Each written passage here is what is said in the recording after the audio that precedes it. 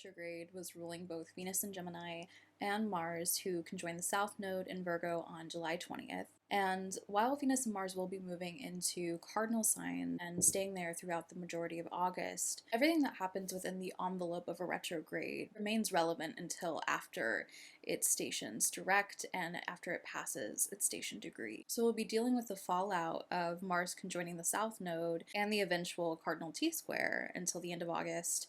And by then we'll be headed into eclipse season, where we begin even more work on the Pisces and Virgo axis. Just because one significant transit comes to pass, it doesn't mean that it just loses its relevance. We may talk about a singular transit for years to come, especially the events of 2025 as our genesis year.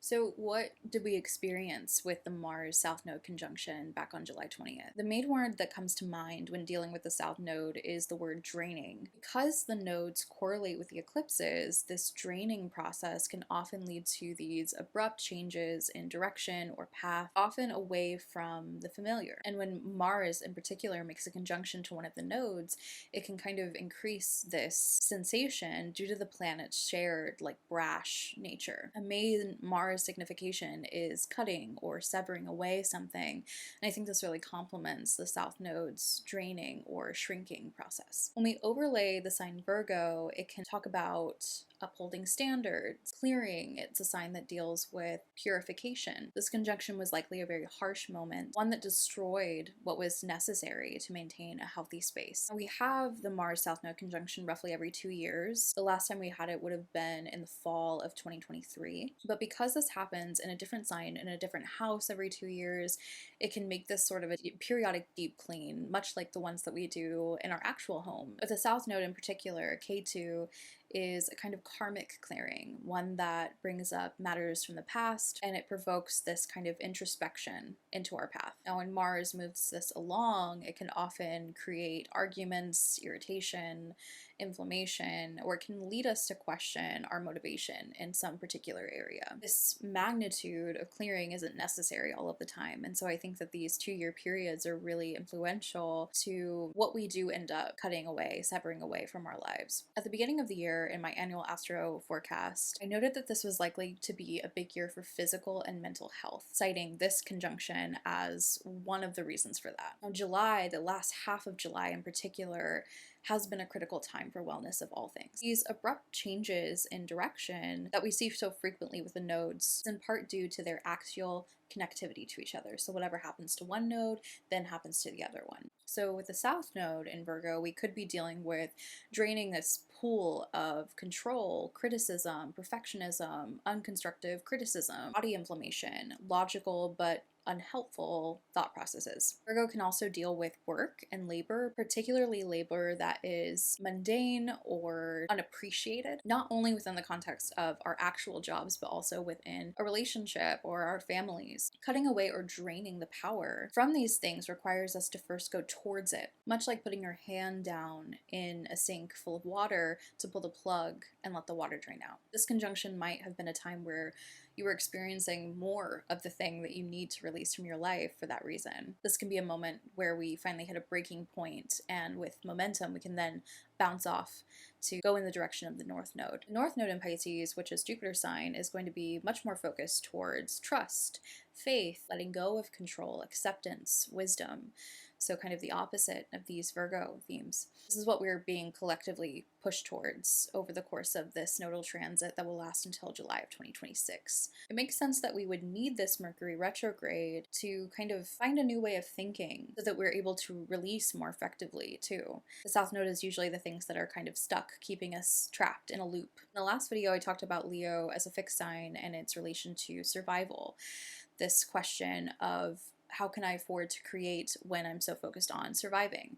But also then, how can you afford not to create when survival is at stake? You can also swap the word create with a word like love. How can you afford not to love? Similar to the process of loving, the trial and error of the creative process is terrifying because rejection is always right behind you. So is the possibility of success. So this concept of rejection or acceptance, failure or success, it's very connected to the Mars South Node conjunction as well through Mercury's rulership. And these new perspectives in the Leo sector can be applied to the Pisces Virgo axis. Mercury retrograde didn't only rule this Mars South South Node conjunction, but it also ruled Venus in Gemini, which squared the Mars South Node conjunction just a few days later on July 23rd. And this is really relevant too because it can give us more context to the conflict that came up around that conjunction. Venus is a symbol of relationships, self-esteem, pleasure. It's all in the sign of Gemini, which can be about divisive choices, duality, communication. These redirections or this deep clean that's happening could have been a result of actions that are not quite aligning with words and values. It could have been that we were having an issue digesting certain things, certain events that weren't sitting well with us. It could also be that we're not doing or acting upon the things that are actually bringing us joy. And in that case, why are we doing things that aren't bringing us joy? Mercury retrograde as a ruler says that we can't afford to sit in clutter and upset any longer. It could be costing our health, our self-image, our peace. Switching gears just a little bit, we did touch in the last video a little bit on the Venus and Mars transits and the cardinal T-square that's going to be present at the full moon in Aquarius in August. Venus will actually ingress Cancer July 30th, and Mars will ingress Libra exactly a week later on August 6th. Both will be immediately running into a square with Saturn and Neptune. Now, the Saturn-Neptune conjunction is one of the highlights of 2025 as a whole, and one of the main reasons why I'm calling this year a Genesis. This rarity indicates some kind of supreme revolutionary shift. Jupiter has just entered Cancer after spending a year in Gemini. Saturn has just entered Aries after spending nearly 3 years in Pisces. Uranus has just entered Gemini after 7 years of being in Taurus. Neptune entered Aries back in March after 14 years of being in Pisces. Pluto entered Aquarius after about 15 years of being in Capricorn. These planets color the fabric of our world and our reality. And so if things have begun to fall apart, your personal life, or if you're feeling the call to move towards something different altogether, this is why. And this is certainly not something that happens every year, every decade. This is the start of something new. So what is the Saturn-Neptune conjunction? Why is it important? This conjunction is the meeting between two drastically different planets with drastically different natures. When we combine Saturn's structure, limited rules of engagement, its delays, with Neptune's illusions, fantasies, and the ability to dissolve boundaries, it makes for a very confusing transit. Neptune can collapse or topple Saturn's structures, or it can present a tension between a stone-cold reality and a desired ideal. So a few examples here. We saw the Saturn-Neptune conjunctions during the fall of the Berlin Wall. As a result, we saw the dissolution of the Soviet Union, huge moment for liberation, at the time marking the end of the Cold War. Something that's really relevant today is how this led to Ukraine and 14 other countries declaring their own independence from Russia. This is because after the fall of the Berlin Wall, the influence and power of the Soviet Union started to see a decline, and Russia really struggled to adapt to this loss of power,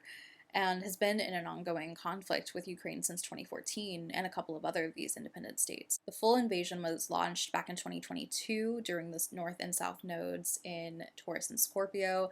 That led to a lot of inflation over here in the West, in the US. I imagine that Russia is likely trying to restore that power that it had back before the Berlin Wall fell at the Saturn-Neptune conjunction. And so because of that cycle repetition here, we could be seeing some really pivotal moments between Russia and Ukraine over the course of this year and when the exact conjunction happens in 2026. Neptune conjunction before that coincided with US's entrance into World War I. This also led to this dissolution of political and social structures. It also crossed the boundary of what kind of warfare was used. We expanded to chemical weapons, machine guns, trench warfare. This also initiated a redrawing of a lot of the national boundaries, which is such a clear signification of Saturn-Neptune, and very similar to what we saw when the Berlin Wall fell and the geopolitical landscape that changed with the collapse of the Soviet Union. A Saturn-Neptune conjunction was also present at the time of the American Revolution and the formation of the US. So another time that we're seeing this dissolution of boundaries and the redevelopment of two separate nations. So we can see how influential these aspects can be in a historical context, but they can also be very influential in a personal one. This can be a time where the dissolution of boundaries and realities occur to remove the things that were limiting us in some way and were hindering something from being born. You might notice at first that life seems to kind of contract around you as long-standing structures that you thought you could rely on seem to topple over. You can bring some pretty heavy emotions with that. It can also be that this kind of contraction that happens is limiting old possibilities for the purpose of bringing new ones that actually support the kind of reality that you want to have instead of the one that you were subject to. Neptune requires the correct conditions to bring in the dream. And until then, everything can look really confusing and foggy. This is definitely the case this summer, as the aspect hasn't even perfected and won't until next summer in 2026. This can also make us feel very lost in the process of that, though. It can also bring a major identity crisis that we've been experiencing since the ingress back in spring of 2025. Saturn-Neptune can speak to how knowing what you want, especially when so many other options are removed, it's really hard and it takes time. We may question, with a conjunction in the sign of Aries in particular, who am I without XYZ? So as we approach this full moon and the impending cardinal T-square, and also sandwiched between July and September where the South Node is so active, it's a great time to observe and to pull the plug on anything that could be a repressive force in our lives. This release is bringing something new. It's all coming up this next month.